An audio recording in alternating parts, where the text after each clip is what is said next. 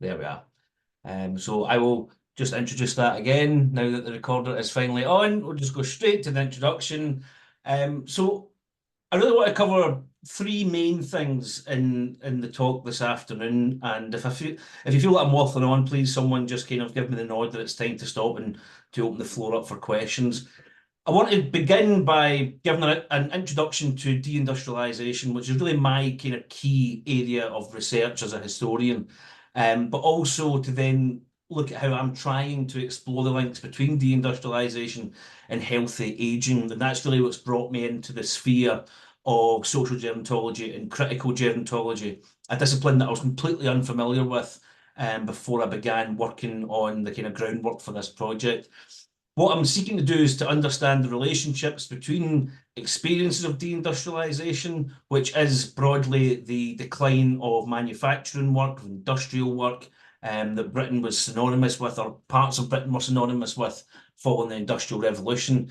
How experiences of that process, which has been quite a brutal and violent process in many places, can lead to, or we can assess leading to, cumulative disadvantage or advantage and experiences in older age and later life. And particularly I'm focused on the northeast of England. The reason I'm focused in the northeast of England is not just because I work at the University of Newcastle, but I've also been working with colleagues in epidemiology with a birth cohort study, the 1,000 Families of Newcastle, which was established in 1947, and sadly seems to have come to an end now in the medical side of things. But it was a very long-running study. Obviously, those who are still involved are just about to celebrate their 77th birthdays. So it's been a very long-going and important project in many different ways, and I'll talk about that a little bit.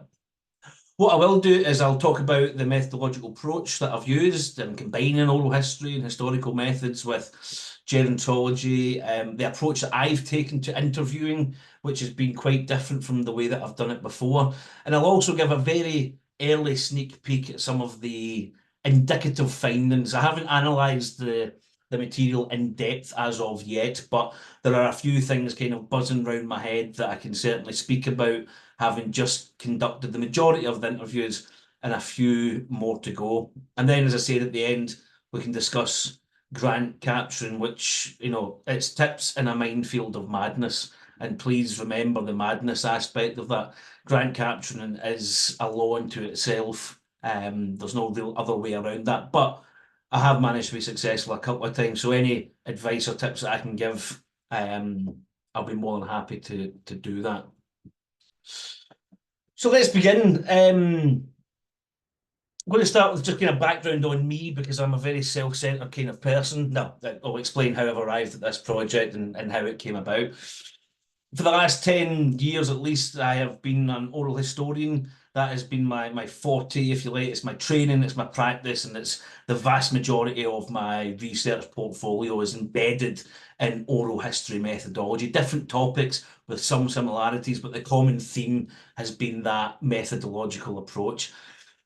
My primary interest over the last 11 years or so has been in deindustrialisation studies, and I became interested in deindustrialisation in the same way that many scholars become interested in deindustrialisation. It's because I was brought up in a deindustrialising area. My hometown of Greenock, which is in the kind of mouth tail end of the River Clyde, was formerly synonymous with shipbuilding, textile work, sugar refinery, and latterly the site of a large IBM production plant. Like many places such as Newcastle, Glasgow, Sheffield, Nottingham, and the list goes on, Greenock suffered from the fallout of the decline of industry, but also the subsequent social, cultural, and political ramifications of that decline. And when I started at university, I was always interested in, as many historians are, in understanding the history of where I'm from, of where I came from, and what is a huge cliche for those of us from these type of areas. My dad was a shipbuilder, his dad was a shipbuilder, my uncle was a shipbuilder, my granddad worked in the railways, etc. So I was always drawn to that kind of, how has those areas changed over the last 40 or 50 years that makes it so different to the one that I grew up in, as compared to the ones that my parents and grandparents grew up in. My PhD research, which is now a book, please don't buy it, but please do recommend it to your library, was very much labour history focused, and it was looking at how workers opposed factory closure in the 1980s. So during this real tsunami of closure during the first Thatcher government, and the kind of unique approach, if you like, that I took to it is that I focused specifically on women workers, women who were engaged in manufacturing work, and those who actively opposed factory closure, so led campaigns of resistance. So I looked at three factory occupations that were all in various ways successful in opposing the closure of factories in Scotland in 1981, 1982.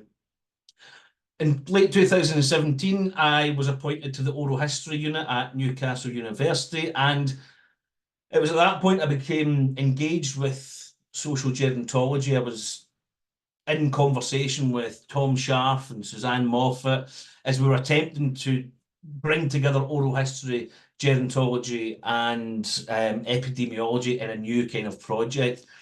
The first couple of ideas we had weren't successful, and I'll talk about that later on when it comes to the grant capture. The first iterations of this project didn't get the funding that we were looking for. So in 2020, I began thinking about how can I utilise my existing expertise in deindustrialisation and try and draw a link with the work that's going on in critical social gerontology, looking, as we all are, for areas of overlap where there could be potential for new research, innovative work, things that are a little bit different and fresh ways of approaching the subject matter. So that's what I did, and that's where this project ultimately comes from. So what I'd like to do now is just briefly, very briefly, give an overview of deindustrialisation and the study and the development of a discipline. Deindustrialisation studies is really an emergent discipline rather than a kind of subsection of historical research. I haven't put references at the end of this because I'm hopelessly unprepared, but I do have reading lists on all of these various aspects that we're talking about. So please do feel free to email me if you want any kind of further reading, and I'll be more than happy to pass that across. So deindustrialisation, as I said, it's broadly speaking the decline of manufacturing work in areas previously built up around industry, not only in Britain but also across Western Europe, parts of Eastern Europe, and really in North America as well. The kind of synonymous idea of the American Rust Belt, Detroit, Michigan, Ontario, and places like that. The deindustrialisation and the study of deindustrialisation, it was something that was studied quite quickly as it was happening. There was contemporaneous research by scholars in sociology, in economics, and political science, and industrial relations, to name just a few. And these were very much studies trying to understand what was happening and why. And there were also overtly political studies, because it wasn't just what was happening and why, but it was how can we fight against this? How can we develop the tools to oppose the loss of good work, the loss of steady work, the growth of the kind of precarious nature of employment, and the rapid growth in unemployment that we see during this period in the 70s and 80s across the kind of developed Western world, for lack of a much better phrase. And these studies were very much on the ground, understanding what was happening. And whilst massively important to gain that sense of change, that sense of historical, groundbreaking, socio-economic transition, those studies weren't able, in their contemporary nature, to capture the sheer enormity of the changes that were taking place. Deindustrialisation was about more than just changes in the way that people work. It was a fundamental change in the social fabric of communities that had been built up around industry since the 18th and 19th century. And at that point, as we enter the 21st century, the cultural turn of deindustrialisation studies becomes really important. And that's when historians begin to ask the questions, not only what happened during deindustrialisation, but how did that feel? How did that impact on people? How did that change localities? How did that shape communities? How does it impact identities? How does it impact different social groups? How does it impact on sense of self and sense of well-being? And that really dominated the scholarly landscape, if you like, until about 2012, 13, when there was a shift towards looking at the longer term analysis, what's the longer term impacts of deindustrialisation? Because it became apparent that although the brutality of deindustrialisation occurred in the 80s and 90s, that the residual impacts were having a lingering effect in those communities that had suffered through that process. If you look at a map of deindustrialisation in Britain in the 1980s and put it side by side with a map of inequality and poverty in Britain today, there's a very close similarity between those two maps. Areas of deindustrialisation are areas now of poverty, inequality, unemployment, underdevelopment, physical ill health, high levels of addiction, and those kind of things. So again, if you're thinking about places like Glasgow, like Belfast, like Newcastle, County Durham, Sheffield, Nottingham, Birmingham, just to kind of give an idea of some of these places, and obviously large parts of London as well. So if you look at those two maps similarly, you can see there's quite a close overlap between historical experiences and contemporary inequalities. And that's really what I've been interested in over the last few years.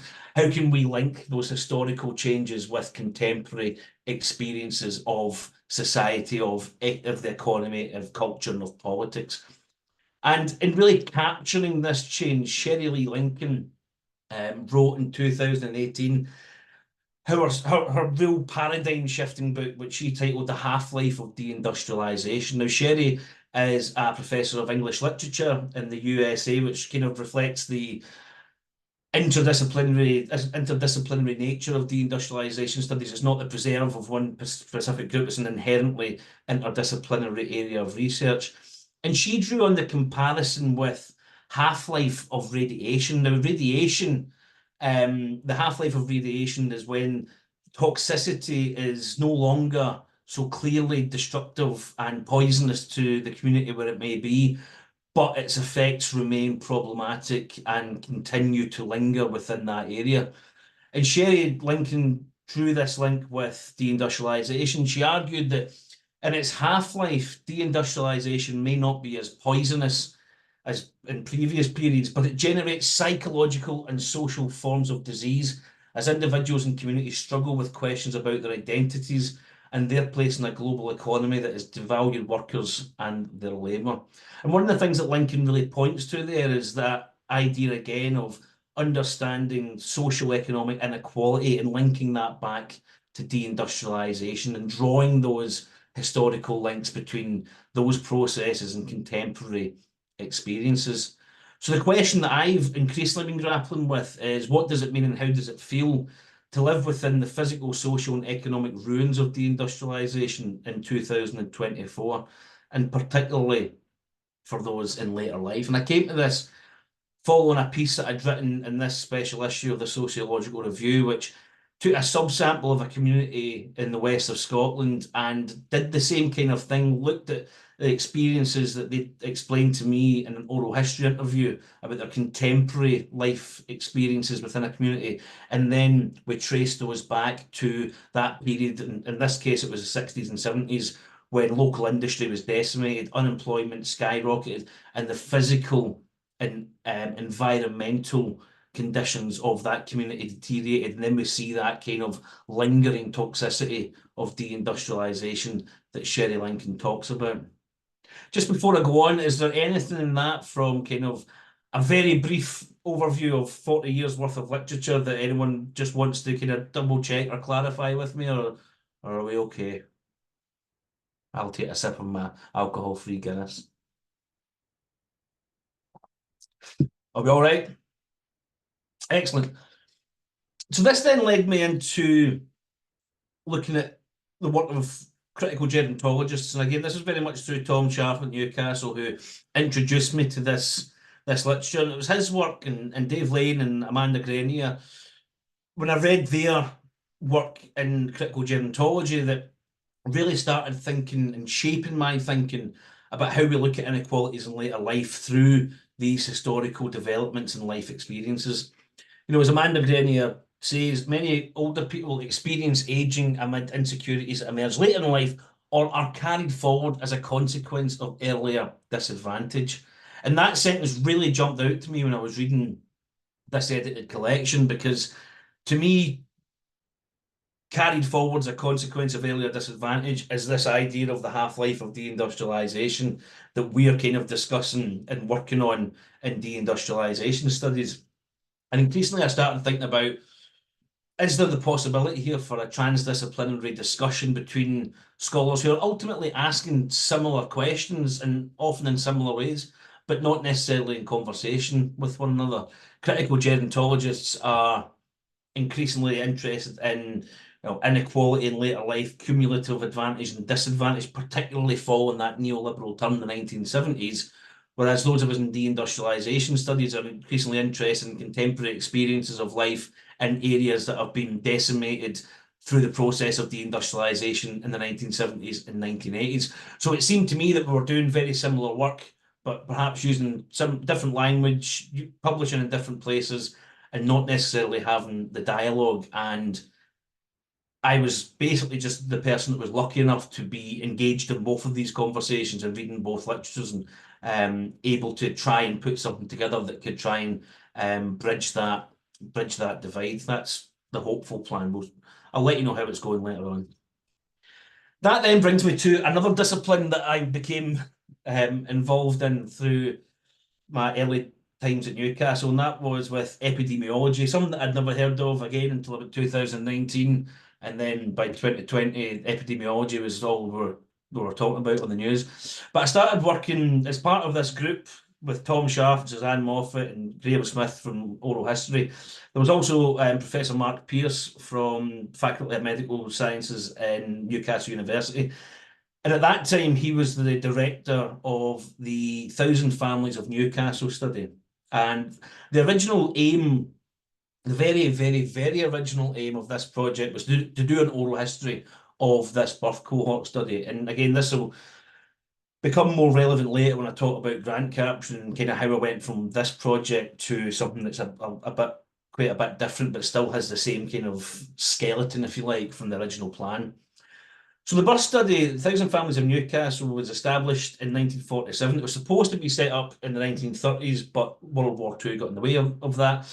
And the aim was to understand why there was such a high level of infant mortality in the city of Newcastle upon Tyne. Now, for those joining us who are perhaps less familiar with the geography of England, Newcastle is in the far northeast of England, not too far from the border with Scotland, kind of bordering on Northumbria. It's a large city built up around originally coal mining and then steelworks, shipbuilding, textile, a kind of classic, if you like, city of industry following the Industrial Revolution. So it was this real imperative to understand why infant mortality was so high in Newcastle at this time. And in order to understand and to try and arrive at answers and more importantly arrive at solutions, all babies that were born in May and June of that year were enrolled in the study. I think it was around about 1,145, but don't quote me on that. But it became colloquially known, or officially known as the 1,000 Families of Newcastle. It became colloquially known as the Red Spot Project, and the participants became known as the Red Spot Babies. And that was because there was a red spot placed in their GP records so that the doctor was aware that they were part of this health study. Now, the project was only to last for a couple of years, but its initial findings were so significant that funding was secured to continue it until the red spots left school, which in those days was around 14 or 15 years old. The early findings of the study included things that we would perhaps take for granted about housing conditions lead to ill health, poverty leads to ill health, advantage leads to better opportunities for children. Now, at this time, we're talking about kind of right in the cusp of the NHS and just after the awareness of the five evils in the development of the welfare state. This was significant in understanding life opportunities for people born right after the Second World War. Now, this is classic kind of baby boomer generation.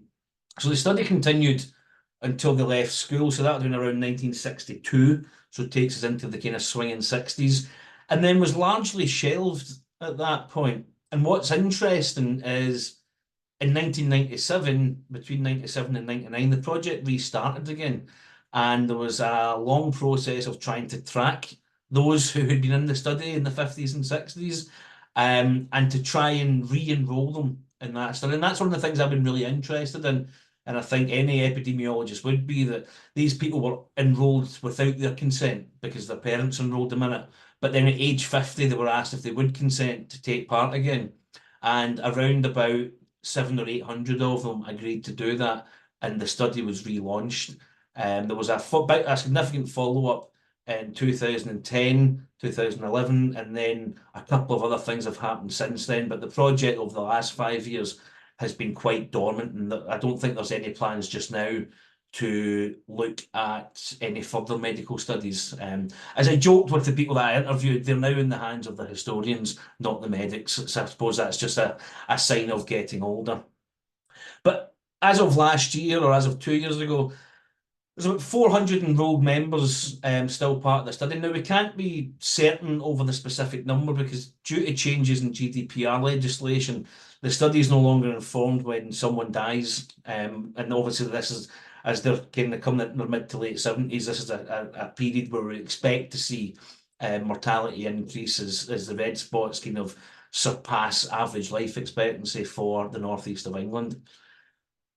But what I did was to devise a purposeful sample to identify those red spots who could contribute to this study. I say purposeful, it wasn't massively purposeful. I am not a statistician. It was very wide parameters in terms of who I wanted to speak to. Basically, did they work in industry at some point? Even better if were you able to see that they worked in industry and then left industry. But I was given a list of the 300 or 400, and I could get a kind of quick sense over people's working lives, working trajectories, geographical trajectories. And from that, there was 100 of the red spots that I kind of thought, that's the people that I want to speak to. Never assuming that 100 would get back to me, of course, because that would have been an unmanageable size of project. But I did receive a very high response level for this. It was essentially a cold call from an oral historian writing a letter asking to take part in this, with the legitimacy, if you like, of also being part of a project that they were engaged with. So I get 30 responses back from the 100. So again, a 30% response rate is really large for oral history projects. You would never expect that kind of response. And from which I've interviewed 25. The 5 who didn't take part in the interview, reasons range from no longer live anywhere nearby and without access to online platforms. I got a couple of letters from widows to let me know that the person I had written to had since passed away, and a letter from one woman who was writing on behalf of her husband, who was in quite late stage Alzheimer's, and said that she had taken the decision that he wouldn't be able to take part due to that, which was absolutely fair enough.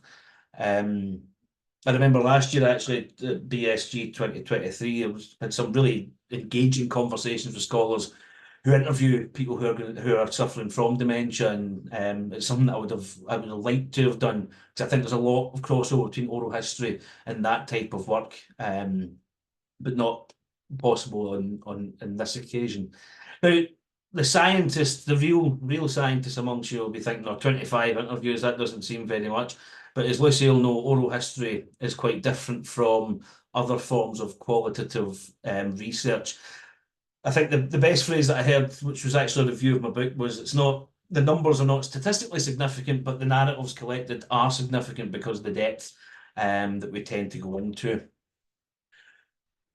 So a brief overview of oral history then before talking about how I used it in this project. You're learning lots this evening. I'm glad there's not too many people drinking, because there's so many flowing parts to this. The links are quite hard to draw sometimes, but hopefully it's still all on track. There's a nice diagram coming up that will pull everything together. But oral history, I mean, the clue's in the name, really. The oral, the voice, the conversation between historian and witness is really at the heart of oral history. It's not the same as oral tradition. And really the main difference between oral history and oral tradition is that in oral history, there's an interviewer present. And you think about how that changes dynamic. An oral story that's passed down the generations doesn't tend to have someone asking questions about it and probing further. Oral tradition, oral history are quite different. But essentially, it's a method of recording and analysing the memories of events, periods, or conducting life story histories. And I want to stress that it's analysing memories. It's memory, it's not testimony of events as they took place, which I can discuss a little bit more. But the methodology really grew substantially through the later 20th century. It was seen as a challenge to traditional approaches to historical inquiry, which is that kind of archive-based, textual-based, the text, the document, the archive, been the key way to understand the past.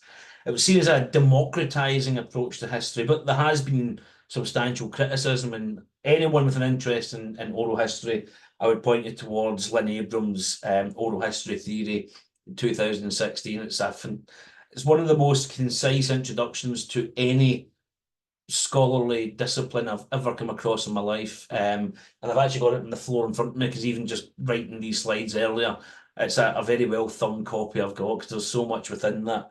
I mean, the criticisms you can probably imagine: memory is fallible, people lie, how can you ensure representation, all these kind of things. But over 40 or 50 years of being an academic discipline, oral history has responded and developed and changed to deal with these criticisms, but also, as the kind of pioneer oral historian Alessandro Portelli argues, that we celebrate the difference of oral history, we recognise it's different, we recognise its flaws, and it's actually those flaws that make it such an important and valuable way of looking at the past. And when I say that memory is central, that is increasingly key to the way that we do our work. You're not sitting down asking someone about a truthful and to-the-minute recollection of something that's happened 50 or 60 years ago. You're acutely aware that you're discussing their memory of that event that happened 50, 60 years ago. And one of the things I've been really interested in recently is, what does the time in between event and interview tell us about the event in memory? Why are things remembered certain ways? Why are things forgotten certain ways? And that can be a really rewarding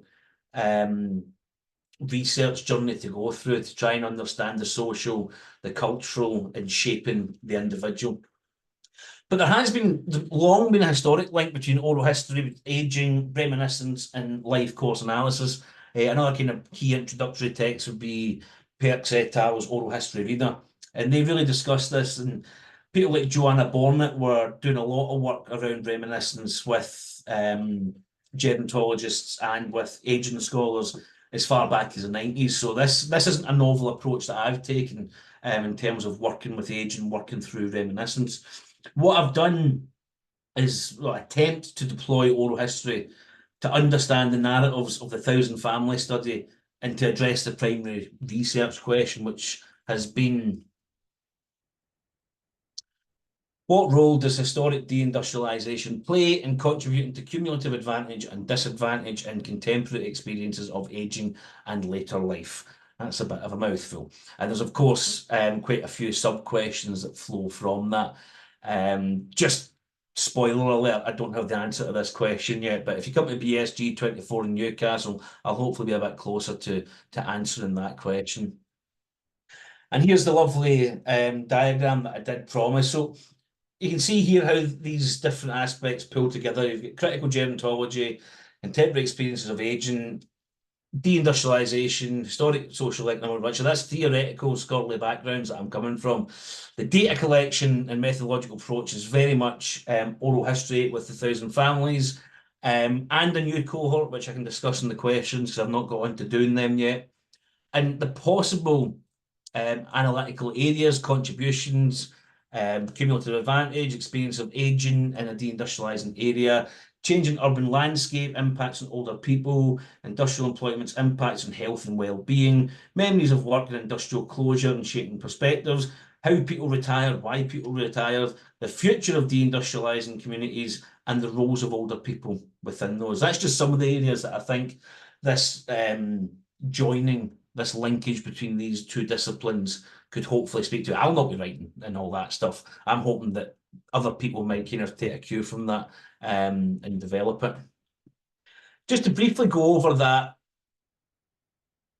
the approach that I've taken, the oral history of deindustrialisation and ageing and the Thousand Families. The decision was clear at the outset that due to the scope of this, all participants would have to be interviewed on 2 occasions because you couldn't cover all of this in just one. This is quite common as well in oral history, although not as common as the one-off interview. To do a first interview, which is very much it's almost kind of like a first date. It's getting to know the person you're in the room with, and they're getting to know you as well. And it's very much led by the respondent. I always start with a question, and people tend to hate it. Tell me about yourself. Because then you're basically throwing the structure of the conversation towards the interviewee and giving them the subject of control over that, what they want to discuss. As the interviewer, I'm offering little in this conversation other than following up with points of interest, stepping in at areas where it becomes quiet because those awkward silences happen quite often, plugging in gaps where perhaps there's a gap in the narrative. But it's very much interviewee-led, the first interview. After that, the interviews were sent for transcription, and then I sat, re-listened to them, read the transcript, and devised a much more thematically structured second interview, both in relation to the research questions and to follow up from the first interview. And I think this is important because when you first sit in a room with someone to ask them about their life, you can be the best listener on the planet, and I think I'm quite a good listener, but you can't take it all in.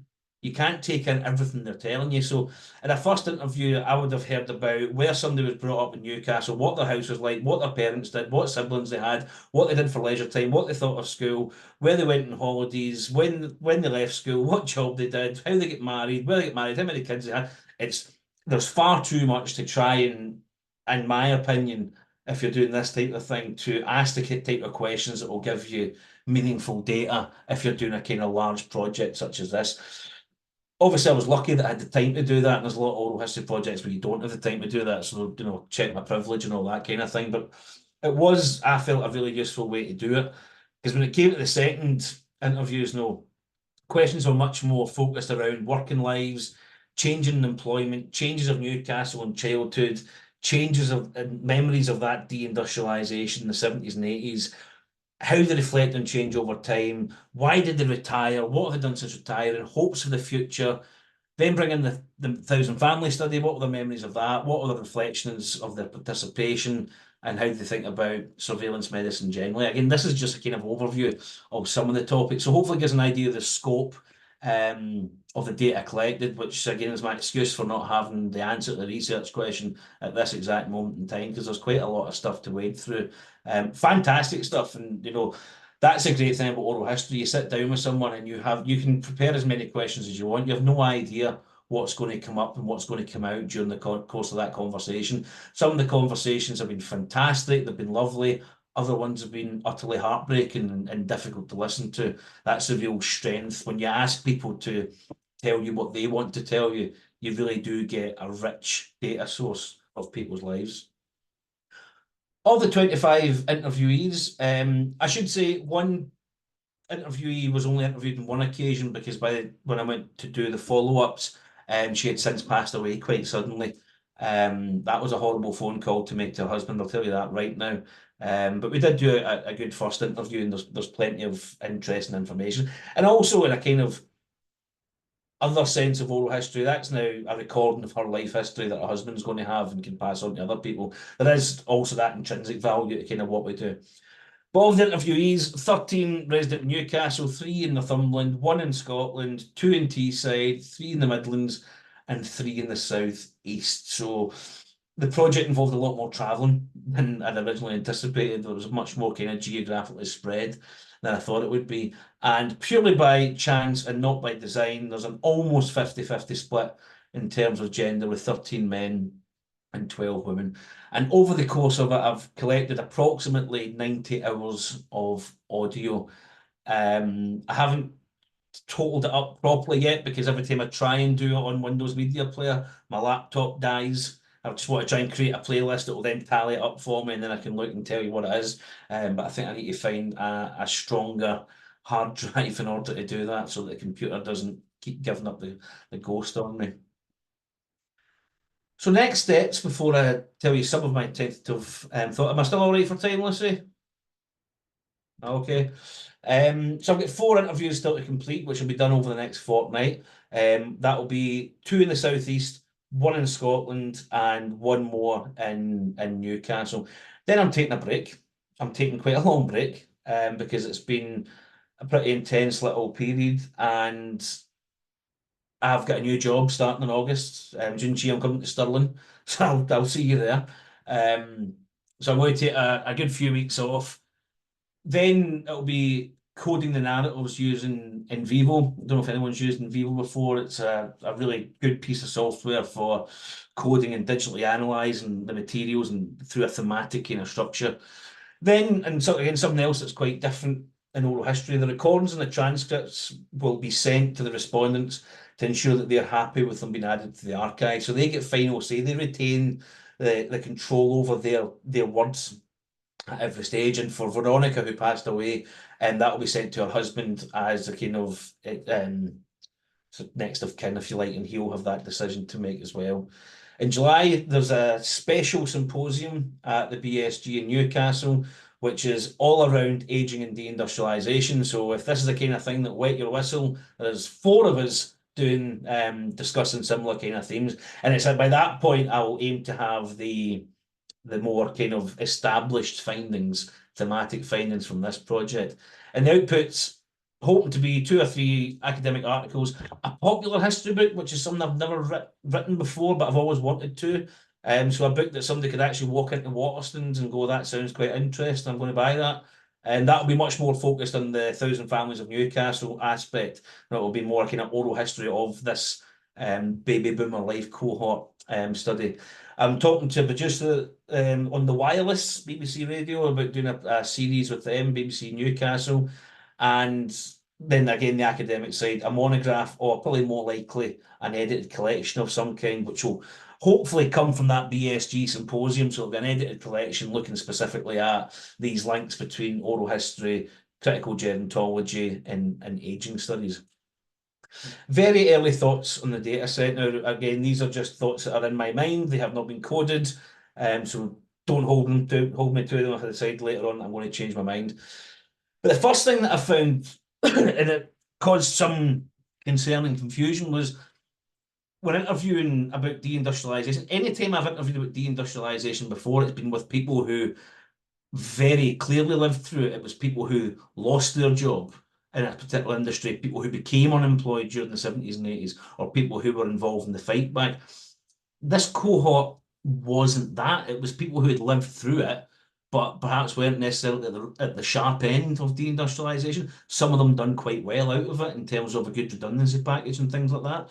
I'm also aware of the limitations of the cohort, that all these people are fit and able at age 76, 77 to take part in an oral history project, and there will be a significant number of people who went through the deep end of deindustrialisation who would have passed away many years ago. But it does come out in narratives and closer analysis. Jim Tomlinson makes the important point that deindustrialisation has been so significant in its scope in modern British history that it impacts everything that we do and everything that we analyse. And in looking closer or thinking closer at the interviews, deindustrialisation experiences come through in employment choices. An awful lot of the men worked away. A lot of those who went into engineering end up working abroad. Memories of the city in the 50s, those are framed through things that are no longer there. Things, what the city was like then in terms of the large shipyards that were there. Even things like the trolley buses and the horses, and this real idea of an industrial community. Reflections on change over time. Again, they're not using the language of deindustrialisation, but they're talking about the kind of fallout from that.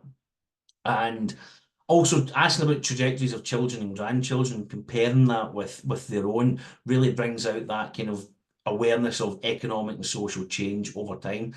In terms of the cumulative advantage, that's going to require me to sit down with the data and really kind of probe it further to see how what this tells us about cumulative advantage in later life vis-a-vis socio-economic change. I'm confident the material is there, but if I was trying to give you something right now, it would be massively off the cuff. So again, BSG 2024 is the place to be if you want to hear the follow-up.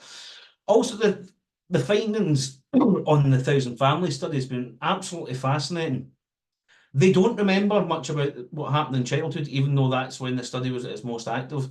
And that for me is fascinating because it tells me that, or it illustrates that being part of the study was not intrusive. It was not a burden. It was not something that was difficult. It's something that became so routine it's almost been forgotten about. And I think that's really interesting when we think about the role of these kind of surveillance studies. There's also a real sense among the cohort of pride, of feeling that they've contributed to something, of feeling a sense of being special, of being unique, of being different, of being part of something.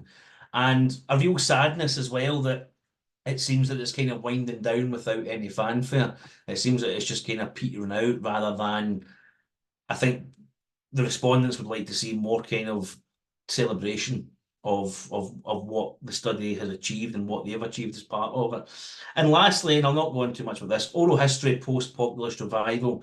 This is certainly more for an oral history audience, but there was a kind of consensus in the literature that people would put on record things that were socially acceptable to say and topics that people were comfortable and other people listening to their opinions on it. Post-Brexit, post-Trump, there's a bit of a reanalysis of what people will discuss and how people will express themselves in an interview. And that's something that I'll hopefully going to write something on, although it'll be massively anonymised because of the nature of the data set, but certainly how people reflect on changes in their communities and the changes of demographics of communities and how they express those in an interview is something that I've been kind of grappling with quite a lot over the interview process. So that's everything on this project. Do you want to do questions now, or do you want me to jump across to the brief bit on grant capturing? On the grant capturing thing, honestly, my inbox is always open to anyone that's got questions on it. So if there's something that you don't have time to come across today, just ping me an email and we can get to it. But whatever you think, Lucy and Miranda, whatever you think would be best. We've only got 10 minutes, so I think the points on your grant capturing slide here are really useful, but we probably need to give people a chance to ask questions.